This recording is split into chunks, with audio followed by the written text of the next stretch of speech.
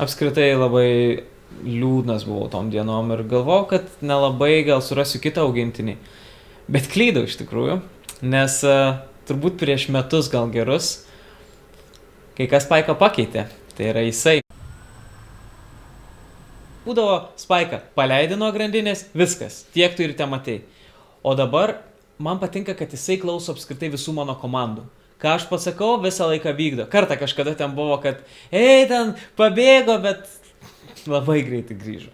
Aišku, gal ta problema yra, kad kiekvienas, kuris turi augintinį, žino, kad grįžęs namo tu nežinai, ką rasi. Man atrodo, kad jeigu turi augintinį, tu žinai, kad be pliusų yra ir minusų. Kažkas ateina pas mane ir ten kažką norisi, o jisai lenda irgi, neleidžia vieniem pabūt. Nu, ko dabar? Kas dabar yra? Nu, va taip ir gyvenam.